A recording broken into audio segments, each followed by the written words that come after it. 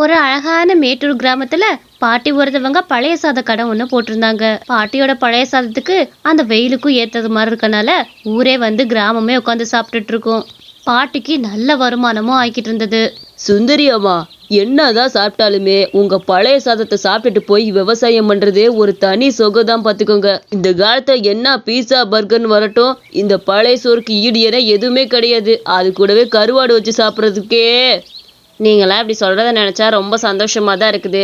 பழைய சோறு உடம்புக்கு ரொம்ப நல்லது கூட. சுவை மட்டும் இல்லாம ரொம்ப உடம்புக்கு நல்லதுப்பா. இந்த வெயில் காலத்துல ஒரு தடவையாவது பழைய சாதத்தை நம்ம சேர்த்துக்கிட்டோம்னா உடம்புக்கு ரொம்ப ஆரோக்கியம் பார்த்துக்க. அதை விட இந்த நீச்ச தண்ணியெல்லாம் சேர்த்துக்கிட்டோம்னா ரொம்ப ஆரோக்கியம். ஆமாம்மா, நீங்க சொன்னதுல இருந்து நானும் நீச்சல் தண்ணி தினம் தினம் காலையில குடிச்சிட்டு தான் இருக்கிறேன். இப்ப வரைக்கும் எனக்கு உடம்பு ரொம்ப நல்லா இருக்கு. சூடு பிடிக்காம இருக்குது, அதுவே ரொம்ப பெரிய விஷயம். ஆனா என்னதான் நான் வீட்டுல செஞ்சு வச்சாலுமே உங்க பழைய சாதமும் இந்த வெங்காயம் பச்சை மிளகான்னு கொடுக்குறீங்க பத்தியா, அதுதான் சுவை அதிகமா இருக்கு. சரிங்கம்மா, நான் கிளம்புறேன். அங்க இருந்தவங்களும் சாப்பிட்டு முடிச்சிட்டு அந்த இடத்த விட்டு கிளம்புனாங்க. அட, இந்த ஊர் பூரா தொலைவி பார்த்துட்டேன், ஆனா ஒரு கடை கூட இல்ல. இது என்னடா, கடை இருந்து ஒன்னத்துக்கு ஆகாத கடையா இருக்குது. பழைய சோறு கடையாச்சே. ஏமா கேட்குறேன், தப்பா நினச்சிக்காதீங்க. இதை போய் போட்டிருக்கீங்க. ஏப்பா, என் சோறு வேணா பழைய சாதமா இருக்கலாம், ஆனா எப்பவுமே இங்க சாப்பிட்றவங்க எல்லாருமே திருப்தியோடையும் ஆரோக்கியத்தோடயும் சாப்பிட்டுட்டு போறாங்க. இதுவே எனக்கு போதுமானதா தானே. இதுக்கு மேல எனக்கு என்ன வேணும்ப்பா? எது, இந்த கடையில வந்து சாப்பிடவே செய்யறாங்களா? எந்த கூமுட்டை பையன் இந்த வந்து சாப்பிட்டுட்டு இருக்கான்னு தெரியல. சோறை வச்சு அதில் தண்ணியை ஊற்றி கொண்டு வந்து கொடுக்குறது, இதுக்கு பேரு ஒரு கடை. இதை வேற சொல்லிக்கிறாங்க வெளியச்சா. பாட்டி, உங்களுக்கு மனசுல தைரியம் இல்லைன்னா இப்பவே இந்த கடையை காலி பண்ணிட்டு போயிருங்க. ஏன்னா நான் பிரியாணி கடை போட போறேன். இந்த கிராம மக்கள் எல்லாருமே அந்த பிரியாணியில தான் வந்து குமிஞ்சிருக்க போறாங்க பாருங்க. இத்தனை நாள் உங்க கடை ஏன் தப்புச்சுன்னா, இங்க கிராமத்துக்குள்ள கடையே இல்லை, அதனாலதான் உங்க கடைக்கு வந்திருக்கிறாங்க. நீ என்ன கடை வேணாலும் போட்டுக்கப்பா, என் கடையை நான் நடத்திட்டு தான் இருப்பேன். இதுல யாருமே எந்த குறையும் சொல்ல முடியாது. உன் வேலை என்னமோ அதை மட்டும் பார்த்துட்டு போ. உன்னோட தொழில வந்து நான் ஏதாவது ஒன்று சொல்லிட்டு இருக்கிறேன்னா உன் வேலை என்னமோ அதை மட்டும் பார்த்துட்டு போ. இதோ பர்றா, பாட்டிக்கு இப்பவே பயம் வந்துருச்சுன்னு நினைக்கிறேன். பாட்டி பாட்டி, இன்னும் பார்க்க வேண்டியது நிறைய இருக்குது. நாளையிலேருந்து உங்க கடை அவ்வளோதான், ஊதான். நான் கிளம்புறேன். மறக்காம உங்க பழைய சொத்தை கொண்டு போய் நாய்க்கு போட்டுருங்க, சரியா? தூ, நாய் கூட அதை சோறை சாப்பிடுமான்னு தெரியலையப்பா.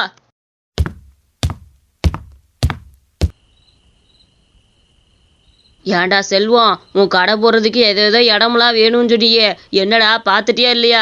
இந்த கிராமத்துல ஏதாவது ஒரு இடம் உனக்கு கிடைக்காமையா போயிருக்கும்? அதெல்லாம் கடையெல்லாம் சூப்பரா பார்த்து வச்சுட்டேன்டா. இந்த கிராமத்துக்குள்ள நான் முழுசா தேடி பார்த்தேன், எங்கேயுமே எந்த கடையுமே இல்லை. ஒரே ஒரு கிளையை மட்டும் கடை போட்டுருக்குது. அது என்ன கடை போட்டுருக்குது தெரியுமா? பழைய சோறு கடை. என்னடா சொல்ற, பழைய சோறா? பழைய சோறு போட்டு எவன்டா வாங்கி தின்னுட்டு இருக்கா? எந்த முட்டா பைய வாங்கி தின்னுட்டு இருக்கான்? நாளிலிருந்து உன் கடை தான் செல்வம் டாப்ல இருக்க போகுது. அதுக்கப்புறம் அந்த பாட்டியெல்லாம் கடையை பூட்டிட்டு போயிடும், கவலையே படாத. ஆமாண்டா ரவி, நான் கூட அதை நினைச்சுதான் சிரிச்சிட்டு இருந்தேன் பார்த்துக்க. அந்த கிளவிட்ட நான் சொல்லிட்டே வந்துட்டேன், நாளிலிருந்து கடையை மூடிட்டு போயிரு, இனிமேல் உன் கடை ஓடாதுன்னு. சரி சரி, நாளைக்கு பார்ப்போம் என்ன. செல்வம் ஒரு அழகான கடையை பிடிச்சிருந்தான். அந்த கடையில தன்னோட பிரியாணி வியாபாரத்தை தொடங்கலான்னு முடிவெடுத்து அந்த இடத்துல பிரியாணியும் போட்டான். வாங்க வாங்க மக்களே, சூடான சுவையான மட்டன் பிரியாணி, சிக்கன் பிரியாணி, எல்லா பிரியாணியும் நம்ம கிட்ட இருக்குது. கூடவே ஒரு முட்டையோட கொடுக்குறேன். எல்லாரும் வாங்க வாங்க, சுவையான பிரியாணி சாப்பிடணுமா? இந்த செல்வ கடைக்கு வாங்க. என்னடா இவ்வளவு நேரம் கூப்பிட்டு இருக்கே, ஒரு பயம் வரானா பாரு.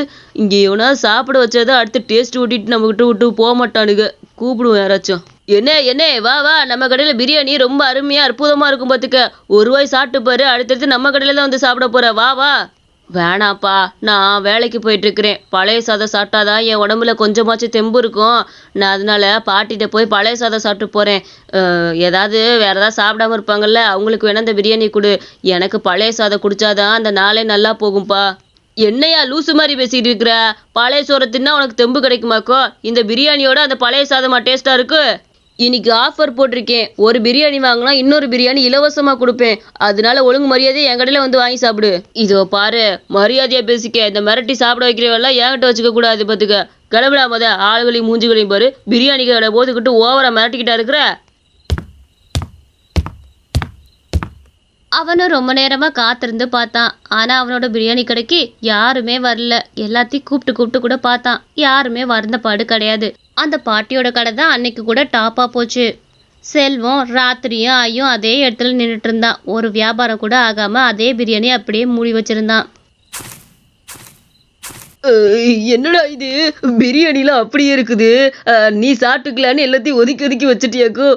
என்னடா செல்வம் இது, நேத்து அவ்வளோ கிளவிய வம்பிழுத்துக்கிட்டு இருந்தோம், இன்னைக்கு என்னடா இப்படி ஆயிப்போச்சு. நீ தான் அந்த இடத்துல இருக்கிறப்ப. டேய் வாய முர்றா, சிரிச்சுக்கிட்டு இருக்காத. நானே செம்ம கடுப்புல இருக்கேன், என் பிரியாணி கடையே ஓடலன்னு. இது நீ வேற என்ன வெறுப்பேத்திட்டு இருக்கிறியா? எனக்கு ஒண்ணுமே புரிய மாட்டேங்குது. எல்லாரும் பிரியாணி விரும்புவாங்க பார்த்தா அதை விரும்பிக்கிட்டு இருக்காங்கடா. இந்த கிராமத்துக்குள்ள நிறைய பேர்த்திட்ட நானே விசாரிச்சு பார்த்துட்டேன்டா. அந்த கிழவியோட கடையில இருக்க பழைய சாதம் தான் எல்லாத்துக்கும் பிடிச்சிருக்குது. கேட்டது கூட அதை தான்டா சொல்றானுங்க. அதனால இனிமேல் உனக்கு இங்க இடமே கிடையாது. பேசாட்டு கடையை மூடிட்டு போயிரு. இல்லைன்னா ஒண்ணு பண்ணு, அந்த கிழவியோட கடையை எப்படியாவது மூட வை. தானா உன் கடைக்கு வருவானுங்க பாத்துக்க. காலையில செல்வம் அந்த பாட்டியோட வீட்டுக்கு போய் எப்படியாச்சும் மிரட்டி மூட வைக்கலாம்னு நினைச்சான். அப்பதான் அங்க ஒரு ஐடியா அவனுக்கு தோணுச்சு. இத பாரு ஷில்பாம்மா, இந்த சோறு இப்ப ஆக்குனது வேணா. நான் நேத்து ஊத்தி வச்சிருப்பேன் பாத்துக்க பழைய சாதம், அதை எடுத்துட்டு வா, அதை போட்டுக்கலாம். இது புது சாதமாச்சே, ஃப்ரெஷ்ஷா செஞ்சது.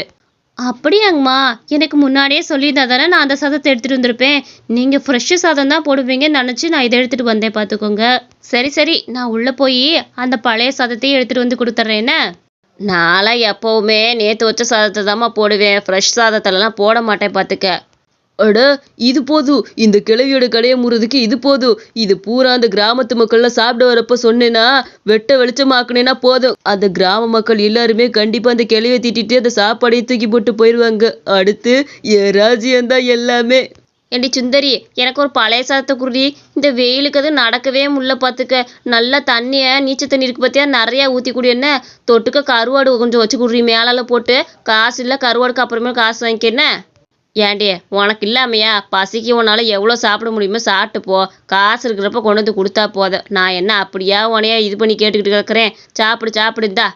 ஏம்மா, எனக்கு பழைய சாதம் வச்சு மீன் குழம்பு கொடுங்கம்மா. நான் அதில் கொஞ்சம் கொஞ்சமாக ஊற்றி சாப்பிடுவேன். அந்த சுவை தான் எனக்கு ரொம்ப பிடிக்கும். கொஞ்சம் கொடுக்குறீங்களா? ஆகா, ரொம்ப அருமையாக இருக்குடி, மனசுக்கு திருப்தியாக இருக்குது பார்த்துக்க. ஏன் திருப்தியா இருக்காது? இந்த அம்மா பண்ற வேலையெல்லாம் சொன்னா திருப்தியா இருக்காது, மனசு நொந்தே போயிருவீங்க பாத்துக்கோங்க. நான் ஒரு விஷயத்த வெட்ட வெளிச்சமாக்க தான் வந்திருக்கிறேங்க. கொஞ்சம் எல்லாரும் என்னை திரும்பி பாருங்க. ஏண்டா, அவன் என்ன பண்ணா? அவளை இதுக்கு வெட்ட வெளிச்சமாக்க வந்துட்டு இருக்க? அவள் தான் வெட்ட வெளிச்சமாக கடை தானே போட்டிருக்கிற, அப்புறம் என்ன வேணும் உனக்கு? இந்த அம்மா என்ன தெரியுமா பண்ணிட்டு இருந்தாங்க, காலையில அவங்க வீட்டுக்கு முன்னாடி தான் நடந்து போயிட்டு இருந்தேன். அப்ப அவங்க பொண்ணு நல்லா சுட சுட சாதத்தை எடுத்துட்டு வந்துருச்சு. அதை தான் பழைய சொத்துக்கு போடலான்னு சொல்லி எடுத்து வச்சுட்டு இருந்துச்சு. ஆனா இந்த அம்மா என்ன தெரியுமா சொன்னாங்க, நான் இந்த மாதிரி ஃப்ரெஷ்ஷான சாதத்தெல்லாம் போட மாட்டேன், பழைய சோறு நேத்தி ஊற்றி வச்சோம்ல அதை தான் போடுவேன் அப்படின்னு சொல்றாங்க. இதுல இருந்தே உங்களுக்கு தெரியலையா இந்த அம்மா எவ்வளவு மோசமானவங்கன்னு? உங்களுக்கு ரொம்ப கேவலமான சோறை போட்டு பழைய சாதமா செஞ்சு கொண்டு வந்துட்டு இருக்கிறாங்க. ஏப்பா, என்னப்பா பேசிக்கிட்டு இருக்கிற நீ? என்ன உனக்கு பைத்தியம் கீத்த பிடிச்சிருச்சா என்ன? பழைய சோறு எதுல செய்வாங்க? பழைய சாதத்துல செய்வாங்க. இன்னைக்கு ஃப்ரெஷ்ஷான சாதத்துல பழைய சாதத்தை போட்டா நல்லாவா இருக்கும்? அதான் நேத்து வச்ச சாதத்துல செய்வாங்க. என்னது பழைய சோறுனா? எப்படி பார்த்தாலுமே இன்னைக்கு வச்ச சோறுல தானே அவங்க தண்ணி ஊற்றி கொண்டு வரணும். அது எப்படி நேத்து வச்ச சாதத்துல கொண்டு வருவாங்க? அது வந்து ரொம்ப மோசமான சாதமா இருக்காதா? அதனால தானே உங்களுக்கு நல்லதுக்கு தானே சொல்றேன், இந்த கிழவி கடையை முதல் இழுத்து மூடுங்க. ஐயோ, இவனுக்கு என்னதான் பண்றதுன்னு தெரியல. பாட்டி, இவனை பாத்தீங்களா? இத பாரு, நீ அந்த அம்மாவோட கடையை மூடி எப்படியாச்சும் நீ நல்லா பொழைக்கணும்னு நினைச்சிட்ட. அதனாலதான் அப்படி சொல்லிட்டு இருக்க. பழைய சாதம்லாம் நேத்து வச்சாதான் அதுல நல்லா சாறு பிடிச்சி இறங்கும் பாத்துக்க. அதை புரிஞ்சுக்க. அதை விட்டுட்டு முட்டாளுங்கிறத காட்டிட்ட பாத்தியா? அப்படியா? ஐயோ, எனக்கு தெரியாதுங்க, மன்னிச்சிருக்க. அங்க வந்து அந்த முட்டாள் திருடனுக்கு சரியான பதில அந்த பாட்டி புரிய வச்சாங்க. இந்த கதை உங்களுக்கு ரொம்ப பிடிச்சிருந்துச்சுன்னா மறக்காம நம்ம அனிமேஷன் ஸ்டோரிஸ் சேனலுக்கு சப்ஸ்கிரைப் பண்ணிக்கோங்க. இந்த கதையில ஒரு சின்ன கேள்வி, இந்த பழைய சாத கடை போட்டிருக்க பாட்டியோட பேர் என்னன்னு மறக்காம நம்ம கமெண்ட் செக்ஷன்ல சொல்லிருங்க.